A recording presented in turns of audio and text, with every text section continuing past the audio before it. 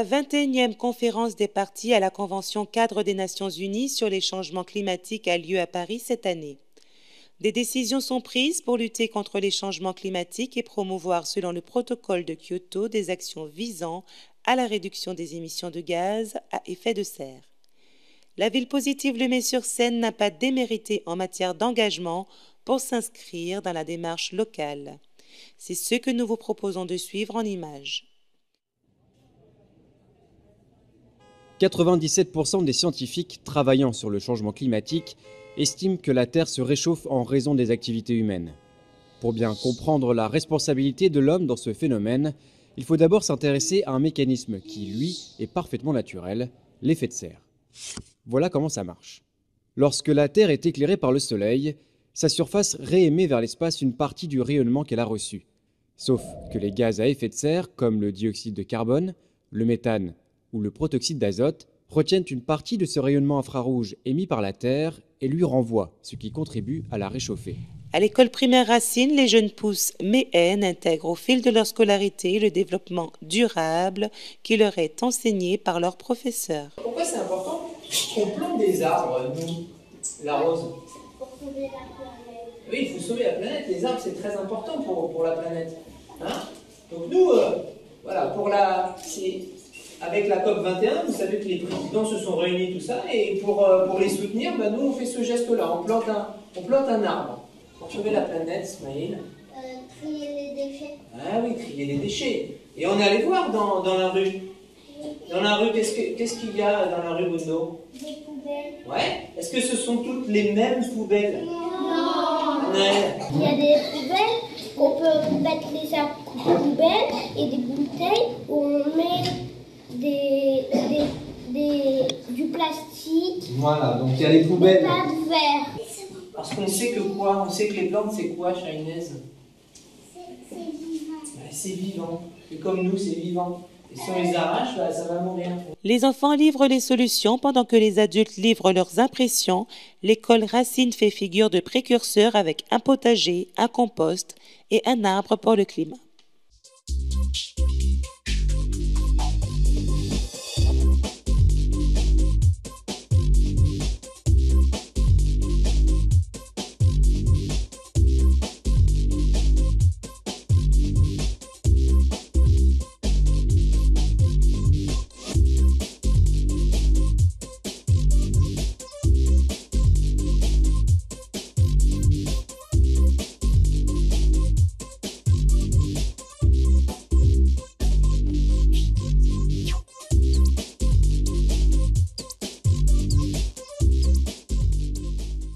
Il y a là des portées symboliques importantes, l'arbre de vie, l'arbre de la connaissance, et le lien que l'on peut aisément faire avec le travail des enseignants et leurs élèves.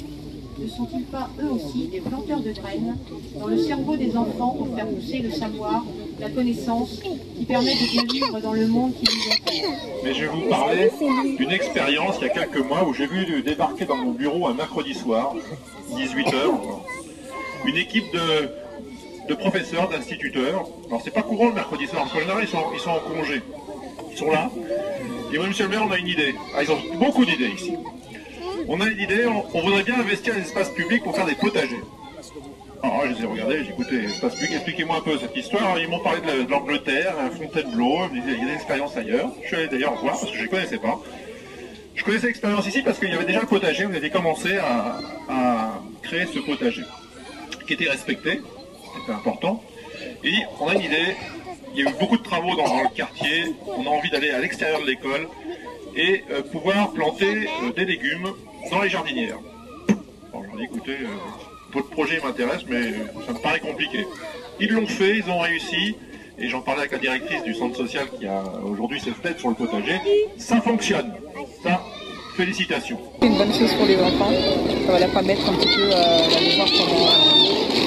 de voir surtout la nature, comment elle est faite.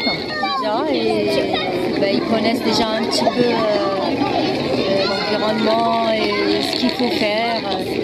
Voilà. Écoutez, c'est une très bonne initiative, surtout pour les enfants, ça leur fait découvrir des choses assez intéressantes. Et n'est-ce pas Yanné? Un petit mot pour l'opération que tu fais, tu es contente de le faire? Je suis contente de faire l'activité pour faire la planète. planète. Pour faire la planète, non, pour sauver la planète. Pour sauver la planète. Moi, j'ai un grand mot, c'est respect.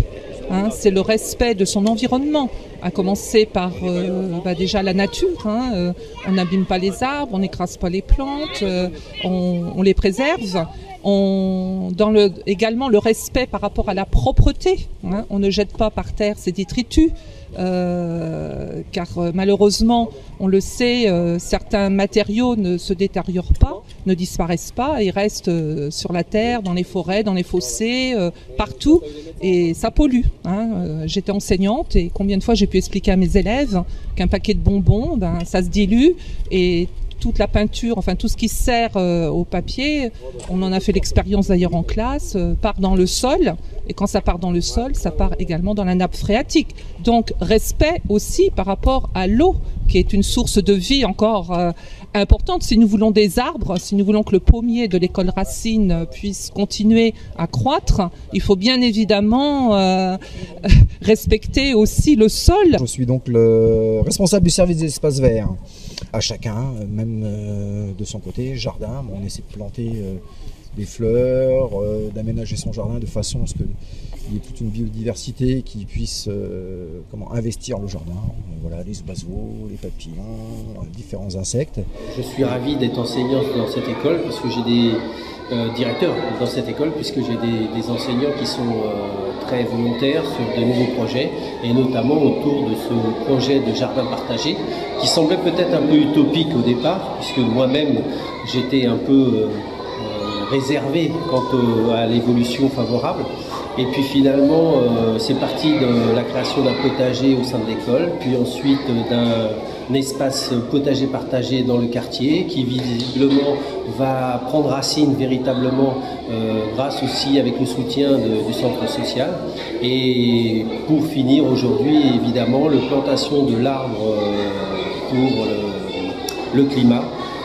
En association avec tout ce qui s'est passé dernièrement autour de la COP21 qui a eu lieu, le travail qui a eu lieu en France récemment. Et je pense que d'inviter les enfants à participer à des actions sous cette forme-là, ça ne peut que leur donner envie par la suite d'avoir une attitude citoyenne vis-à-vis de tout ce qui les entoure. Et puis évidemment, l'arbre, c'est le symbole de la vie. Comme je vous l'ai expliqué tout à l'heure, planter un arbre pour des enfants, il y a une portée symbolique importante, à l'image de leur maître qui plante le savoir dans le cerveau des enfants. Planter un arbre, c'est planter la connaissance, c'est un arbre qui va grandir, nous verrons grandir, et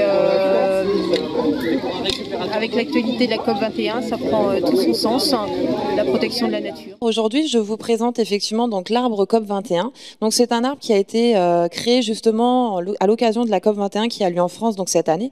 La conférence qui réunit les chefs d'État justement pour échanger sur le réchauffement climatique et essayer justement d'apporter des solutions pour amoindrir ce réchauffement. Donc derrière moi, vous avez effectivement l'arbre qui a déjà été créé hier par les enfants du conseil municipal d'enfants et les jeunes du conseil municipal de jeunes qui ont décidé de s'associer aux enfants pour ce projet-là. Donc ils ont effectivement déjà fait la peinture, etc. Créé, vous pouvez voir justement au niveau des papillons qu'il y a différents crochets. Donc ces crochets-là, en fait, vont être apposés dessus, soit des boules avec des insectes, donc les insectes qui sont en rapport avec l'évolution d'un arbre, ce dont l'arbre a besoin, ou justement des boules vides, où vous aurez, vous, la possibilité au niveau de la population d'inscrire un geste que vous décidez de mettre en place, en tout cas, on l'espère, justement pour éviter ce réchauffement climatique. Dans le sens où, déjà, si nous, chaque habitant, on agissait par-dessus, au niveau du réchauffement, ça aurait déjà un impact et ça permettrait effectivement de mieux comprendre pour les enfants.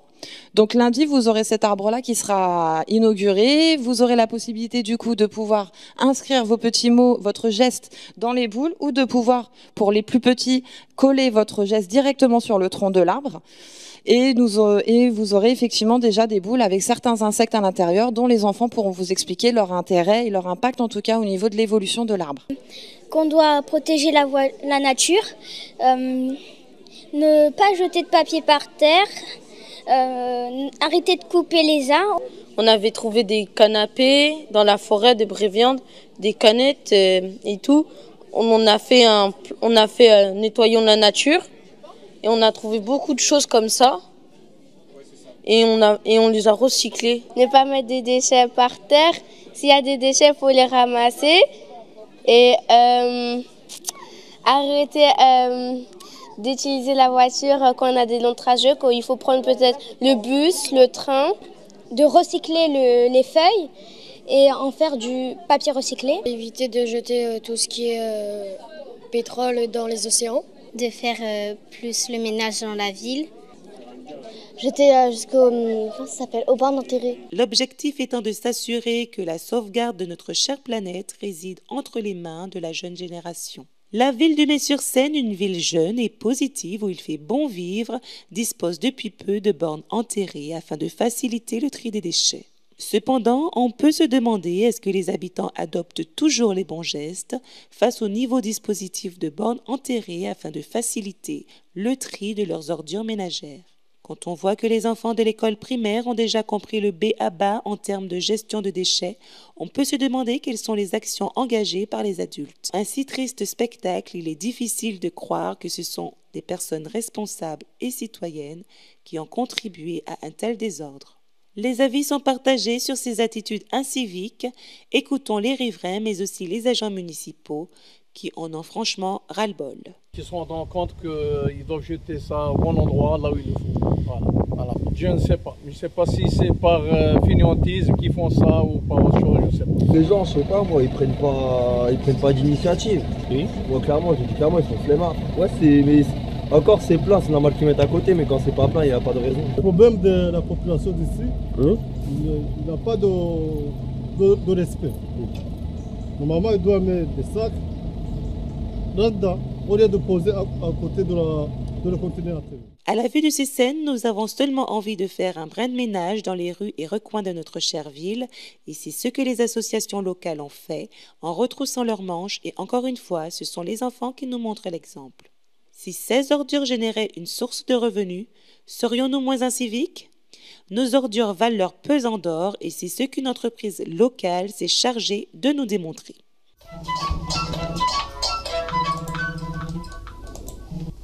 Oui, allô, bonjour. Oui. Oui, le Méferré Métaux, monsieur. Que puis-je faire pour vous?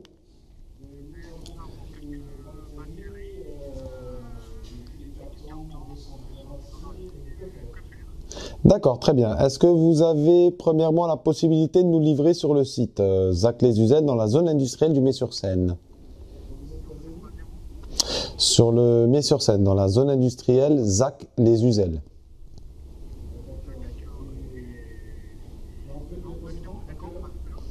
Alors, vous pouvez le déposer du lundi au samedi de 8h30 à 18h sans interruption. Alors, c'est ni gratuit ni payant, c'est nous-mêmes qui vous la rachetons, la marchandise, si elle est dévalorisée. Donc vous m'avez parlé de batterie et de carton, donc il faudra venir, alors je vous explique le fonctionnement, vous allez la déposer sur une balance, d'accord, donc ce sera racheté au poids, hein, d'accord, donc il faudra venir à même le site pour savoir les prix, car il était interdit de dire des prix au téléphone, et puis éventuellement vous munir d'une pièce d'identité. Mesdames et messieurs, chers amis, la conférence internationale sur le climat a ouvert ses portes aujourd'hui, comme vous le savez, au Bourget. Elle devait être la conférence de tous les records. Records de participants, on en a beaucoup parlé. On a parlé de 50 000 personnes qui sont attendues, dont 25 000 délégués issus de 195 pays d'organisations non gouvernementales et de la société civile. Pour mémoire, la précédente conférence à Lima en 2014 n'en avait accueilli que 15 000. Donc c'est vraiment un sujet qui nous convient à tous et qui nous soucie tous. Record d'événements, 300 ont été en effet prévus dans toute la France. Record en matière d'objectifs. Il s'agit en effet d'obtenir un accord universel, juridiquement contraignant, en vue de maintenir le réchauffement climatique en dessous de la barre des 2%. C'est un véritable défi, de 2 degrés bien sûr. C'est un véritable défi, puisque nous sommes sur une tendance d'une hausse de température supérieure est là à 5% d'ici la fin du siècle. Pour nous donner une idée du défi qui nous attend, imaginez que la température de votre corps, qui est censée être à 37, passe subitement à 42. Moi, j'imagine pas, hein, parce que 42, c'est déjà pas mal. Plus personne ne songerait aujourd'hui à contester les effets bien visibles là, du dérèglement climatique. Les écosystèmes sont perturbés. Plus de 20% des espèces animales et végétales sont actuellement menacées. Et j'en passerai sur tout ce qui se passe aujourd'hui, tsunami, etc., etc. Donc, et rien que près de chez nous, on dit souvent qu'il n'y a plus de climat, il n'y a plus de saison, dit-on. Donc, tout cela aussi est le fait de ces dérèglements climatiques. Ces enjeux sont capitaux. Or, le temps nous manque. En effet, il ne suffira pas d'adopter des mesures drastiques pour stopper d'un coup de baguette magique le processus. Celui-ci ne fera que ralentir. Pourtant, en tant que citoyens du monde, nous ne pouvons pas nous tenir à l'écart de ces préoccupations. Et surtout, nous ne pouvons pas nous contenter de regarder sans participer et agir à notre niveau. Notre ville a toujours su par le passé faire preuve de responsabilité en matière d'environnement. 30% du territoire communal sont composés d'espaces naturels. Notre ville bénéficie d'ailleurs du label 4 fleurs depuis 1998. Nous entretenons 4 parcs urbains et nous veillons en permanence à étendre nos espaces naturels sensibles en bordure de Seine. Enfin, nous sommes dotés depuis 2013 d'un agenda 21 dans lequel nous nous sommes engagés, toutes générations confondues, à faire encore plus et surtout encore mieux. Pour sensibiliser nos administrés aux enjeux et à leur rôle crucial dans l'avenir de la planète, nous avons conçu cette exposition que vous avez déjà vue, mais que vous regarderez un peu mieux tout à l'heure, à l'aide des outils mis à disposition par l'organisation de la COP21. Cette exposition sera présente en mairie jusqu'au 10 décembre, puis elle sera installée du 12 décembre au 2 janvier à la médiathèque La Méridienne, avant d'être installée du 5 au 31 janvier au centre social Yves Agostini. Comme je vous le disais tout à l'heure, l'objectif des 2% est très ambitieux, mais il est réalisable. Pour cela, chaque État, chaque entreprise, chaque citoyen surtout, doit être convaincu de son rôle et de sa responsabilité vis-à-vis des générations futures.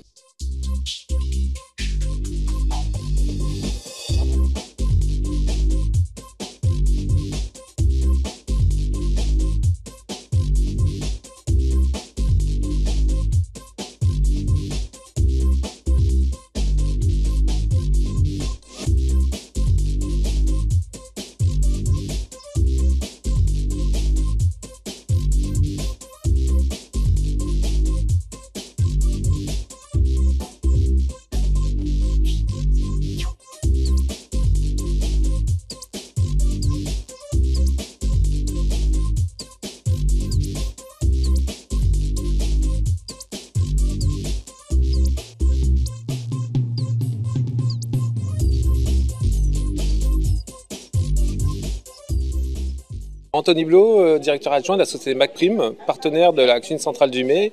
Donc on travaille en partenariat avec Monsieur Drouillot, qui est le responsable de la cuisine centrale du Mai. Et voilà, on le fournit en fruits et légumes. Donc on fournit 30% environ, on essaye de fournir 30% environ de produits locaux, de proximité.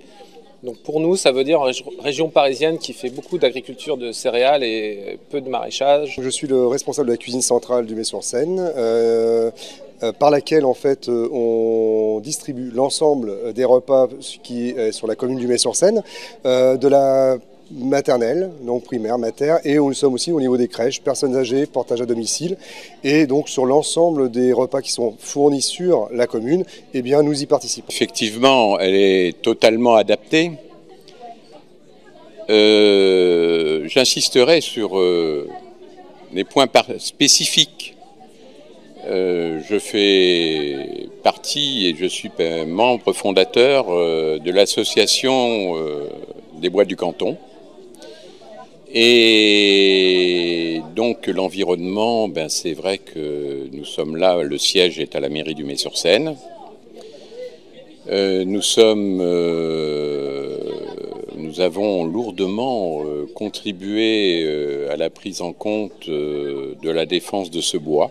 Alors, je trouve que c'est franchement une très bonne initiative. Personnellement, je m'étais inscrite pour la marche sur le climat, là, pour aller à Paris.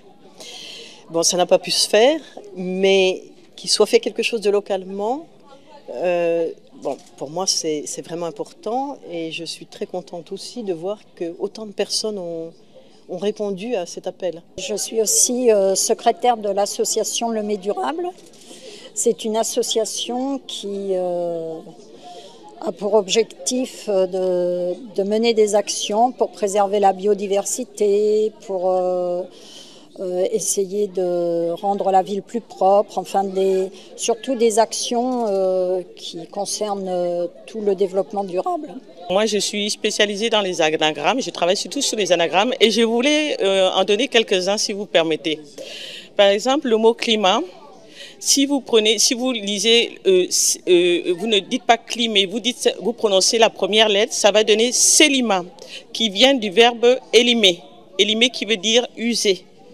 C'est-à-dire que si nous ne respectons pas les lois de la nature, le climat va s'élimer et il va élimer la terre. Si nous gérons bien les lois de la nature, nous pourrons préserver le climat et la terre pourra être protégée et nous pourrons continuer à vivre sur cette terre parce que telle est notre vocation. C'était d'essayer de ramener ce sujet qui est d'importance planétaire, de le ramener au plus près des habitants et d'essayer de le rendre le plus concret possible. Donc que les événements se passent à Paris, ils sont tellement importants que c'était essentiel et on aura suffisamment d'annonces de ce côté-là, mais trouver un relais au niveau local et surtout essayer de comprendre avec des mots simples en quoi chacun de nous est concerné et en quoi il peut contribuer. D'abord comprendre ce qui se passe et comment il peut contribuer pour essayer d'enrayer le phénomène auquel nous sommes confrontés aujourd'hui. Donc voilà, l'idée c'était ramener au niveau d'une commune un sujet d'importance planétaire pour que chacun se l'approprie. Il est certain que le dérèglement climatique est en marche et qu'il est absolument urgent de réagir. Ouais, je crois que déjà le président Chirac avait eu une parole en Afrique du Sud lors d'une conférence où il avait dit la maison brûle et nous regardons ailleurs. Moi, ce qui m'intéresse, c'est qu'on a assisté à la plantation d'un arbre, d'un chêne, qui apparemment résisterait beaucoup plus que les autres au climat. Dans l'instant que là, on est actuellement en pleine COP21 en France. Et comme on est en plein développement durable, Agenda 21, c'était normal qu'on fasse tout pour nous aussi mettre des actions en place pour lutter contre le changement climatique. Je trouve ça très bien parce que ça sensibilise les habitants du Mai. Là, je crois que c'était important qu'on participe à cette manifestation parce que tout ce qui touche à l'environnement nous intéresse, hein, particulièrement au Mai. Au Mai, nous avons la chance d'être une ville où l'environnement est important. D'ailleurs, ma collègue qui est à côté de moi participe donc à une commission sur le cadre de vie et l'environnement. Pour s'inscrire dans la démarche locale, nos partenaires présents pourront vous expliquer quelles sont leurs actions. MacPrime, qui est juste là, fournisseur local de la cuisine centrale, vous accompagnera à comprendre la différence entre le local, le bio et la saison. Vous y découvrirez des fruits et légumes de saison et aussi un panier de légumes anciens. Et bien sûr, une explication autour du circuit fraîcheur. Monsieur Drouillot, qui est juste là-bas, chef du service de la cuisine centrale, vous proposera une dégustation de la pomme, fruit de saison déclinés sous différentes formes. Le Mai Durable, qui est à ma droite, l'association de la ville vous présentera les actions possibles et celles mises en place. Art SDN, l'association de la ville, a créé une web télévision et fait un travail sur les déchets de notre ville. Nous filmons en ce moment pour marquer cet événement et l'inscrire dans la continuité. Elle vous proposera de vous interviewer. Nous sommes sur les www.dvibtv.com. Aujourd'hui, nous sommes en direct d'un vernissage spécial puisqu'effectivement, il s'agit de s'intéresser à la COP 21, un événement vraiment important puisqu'il s'agit de se renseigner et de s'intéresser aux différentes répercussions que peuvent avoir les dérèglements climatiques. Et la meilleure personne pour nous en parler, elle est à mes côtés. Il s'agit de Karine Henriot puisque c'est elle qui a mené de front ce beau projet qui nous a permis d'être rassemblés aujourd'hui pour participer à ce vernissage. Bonjour Karine. Bonjour. Alors effectivement, ça a été un beau challenge que pour vous de réaliser ce vernissage. Alors quelle a été pour vous la ligne de conduite ? Alors ma ligne de conduite, c'est que je voulais que cette COP21 s'inscrive véritablement dans une démarche locale. Je me suis tout d'abord posé comme question comment déjà les enfants, puisque je pense que les enfants sont les premiers prescripteurs pour comprendre cette idée de développement durable, et je me suis demandé en fait comment comprendre déjà cette notion de développement durable, comment ces enfants pouvaient comprendre aussi un agenda 21, puisqu'en fait nous avons un agenda 21 qui a été adopté à la ville en novembre 2013, et le lier avec la COP 21. Alors c'était un petit peu compliqué parce que vous imaginez, déjà la notion de développement durable est compliquée pour les enfants, c'est vraiment pas une notion simple. Un agenda 21, c'est très loin de leurs préoccupations, alors une COP 21, vous pouvez imaginer que c'est un peu plus compliqué dans la tête de nos chers minots. Et c'est pour ça qu'en fait je me suis dit, eh bien je vais trouver des idées, je vais faire une exposition sur la COP 21 qui va expliquer qu'est-ce que la COP 21. Que les enfants comprennent bien en fait cette idée de réchauffement climatique, qu'en fait cette manifestation est là pour descendre sous ces fameux 2 degrés Celsius, puisqu'en fait on essaye de lutter contre ce réchauffement climatique, et comment je pouvais le lier avec le local. Et je me suis dit, eh bien pourquoi pas travailler avec des fournisseurs, un fournisseur local, par exemple MagPrime, qui va expliquer véritablement cette démarche de développement durable en nous expliquant la différence entre le local, la saison et le bio. Comprendre en fait, est-ce qu'il n'est pas mieux et pas plus intéressant de prendre en fait des fruits et légumes de saison et local plutôt que d'aller les chercher mais de façon bio, et en fait d'aller les chercher en Afrique du Sud. Est-ce qu'il ne vaut pas mieux finalement aller les chercher autour de nous? Et on pourrait en fait lutter contre le transport et cette problématique qui est donc le carbone, le dioxyde de carbone, et lutter en parallèle avec le réchauffement climatique, puisqu'en fait, on sait très bien que c'est bien notre problématique avec notre fameuse couche d'ozone qui de plus en plus prend a des impacts. Donc, je voulais travailler avec MagPrime et en lien avec notre cuisine centrale, puisque la cuisine centrale a décliné en fait la pomme de façon différente, en tarte aux pommes, en compote, en salade de fruits, voilà. Donc c'était le lien entre la cuisine centrale de la ville et le fournisseur local qui ne travaille pas à plus de 200 km, puisqu'ils sont situés à Vers-Saint-Denis. Et le fournisseur, le producteur avec lequel il travaille le plus loin, c'est la Bretagne. Donc voilà, on voulait travailler dans ce sens-là. Et pour mon exposition, alors je voulais bien sûr que les enfants comprennent véritablement le sens de cette exposition. Donc déjà que c'est un événement majeur, c'est un événement qui touche vraiment c'est une problématique mondiale, hein. Donc si je me souviens bien, il y a 196 signataires. D'ailleurs, la COP 21 commence aujourd'hui, donc le 30 novembre, et se déroule au Bourget jusqu'au 11 décembre. Et donc, en fait, l'idée, c'était que dans cette exposition, les enfants comprennent donc qu'est-ce que cette COP 21, donc une vraie définition de la COP 21, le fait de comprendre que c'était une problématique mondiale, et aussi que les enfants comprennent aussi tous les impacts visibles sur notre environnement, les impacts visibles sur la biodiversité, et qui comprennent un petit peu tout ça, qu'on puisse faire le lien. Et pour le lier au local, d'où l'idée de l'arbre. Alors, de l'arbre à idées. Est-ce qu'on a pu voir germer certaines idées dans cet arbre, certaines solutions? Ça a beaucoup marché, effectivement, ce soir, parce que les adultes se sont complètement prêtés au jeu. Alors, l'idée, c'était comment moi, en tant que citoyen, je peux apporter une idée localement. Et les adultes se sont véritablement prêtés au jeu ce soir et ont voulu en fait apporter leurs petites idées dans cet arbre.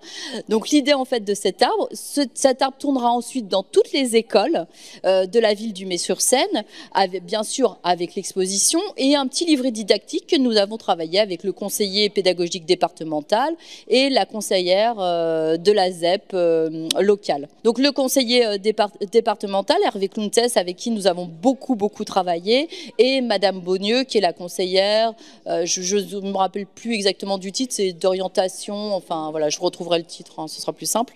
Et donc nous avons travaillé ensemble pour pour vraiment accompagner l'exposition. Parce qu'en fait, de mon expérience, pour les enfants, c'est une exposition qui vient, en fait, c'est le fruit d'une campagne d'affichage du ministère du Développement durable, de l'écologie, enfin.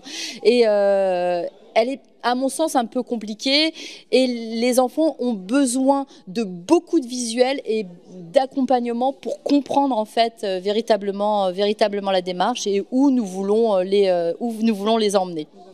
Voilà. Parfaitement. Donc au jour d'aujourd'hui, est-ce qu'on peut dire qu'on a une ébauche, parce qu'effectivement on a vu que les personnes étaient réactives, avaient leur petit papier en main pour répondre aux différents quiz, et on a vu qu'ils étaient enchantés de trouver les bonnes réponses, et que vraiment ça les embarrassait de ne pas pouvoir justement trouver cette réponse grâce au vernissage. Donc est-ce qu'on peut déjà dire que c'est un début pour la sensibilisation des différents citoyens qu'on a pu avoir ce soir? Effectivement. Alors déjà Le Monde, parce qu'on a pu voir à peu près, si je vous dis pas de bêtises, à peu près 150 personnes. On avait quand même on pensait pas avoir autant de monde. Et oui, effectivement, on peut voir que ces adultes étaient très réactifs. Ils écoutaient la parole de l'enfant. Les enfants ont compris, parce que c'est un travail qui a été fait donc avec les instances de jeunes.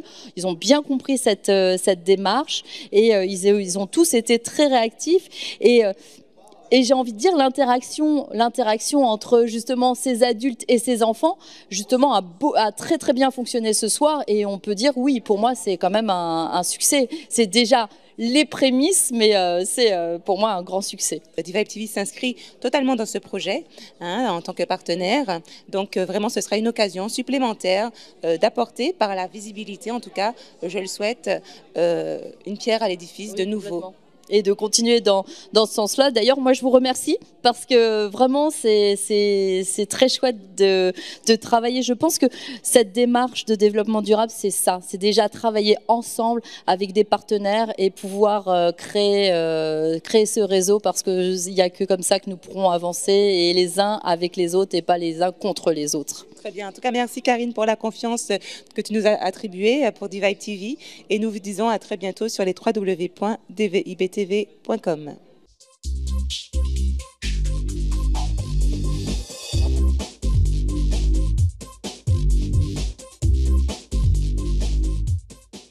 Vous l'avez vu, beaucoup de solutions sont toutes trouvées par les différents auteurs de la ville du Mets-sur-Seine. Gageons maintenant qu'on s'y attelle. Antoine de Saint-Exupéry a dit « Nous n'héritons pas de la terre de nos parents, nous l'empruntons à nos enfants. Alors tâchons de garder notre chère planète en bon état, car il en va de la survie de nos enfants. »